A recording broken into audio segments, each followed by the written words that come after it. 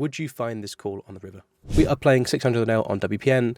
We get opened into, we 3-bet the ace-8 of diamonds, big blind cold calls, very interesting, and the button gets out of the way. Flop comes 9-7-5 two-tone, really weird, interesting situation. I'll be honest, I've not studied too many of these cold call 3-bet lines. I would have to imagine this is not a good board for me. I am out of position, and definitely the big blind has a much more condensed calling range. I've got more rag hands that have missed the board, like ace-4 of diamonds here. So I go ahead and check very often to the big blind, who quite quickly checks back, which was very noteworthy to me. I remember thinking, if in position had cold called 3-bet with a hand like King Queen of Hearts, King Jack of Hearts, King 10 of Hearts, Ace 10 of Hearts, Jack 10 of Hearts, for example, would he really check back so quickly with a strong flush draw on a board that's also good for him and he's in position? I was thinking quite strongly that he wouldn't do that. So when the turn came a 6, bringing in a 4-liner to a straight and the flush, I remember thinking that I've got the effective nuts here, because I didn't give him any 10-8, I didn't give him any 2 hearts that checked back, and yeah, I've got the best hand in my opinion. So I bet small. I don't want to start with a big bet because that will just get him to fold a bunch of air, and also this is not my board, so I still want to try and play in line with my range here. I bet small, he calls, and the river further complicates things. If I wasn't losing to a flush already, I'm also now losing to a boat.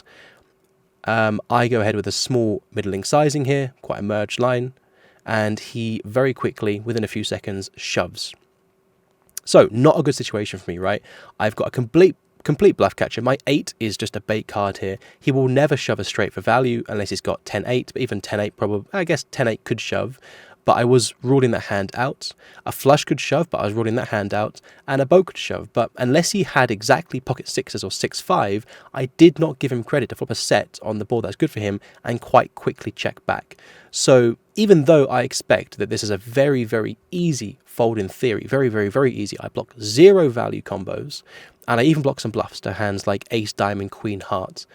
I was quite happy to call this spot because I just didn't give him the flushes and I didn't give him the boats outside of exactly those 6-5 and pocket 6s. I have to call about $400, which is about 75 big blinds here. Usually I would advocate to overfold versus river shoves, especially the ones that are quite fast. But in this case, I have a very easy fold in theory, but very easy exploit call facing that shove all in because I just don't give him the value.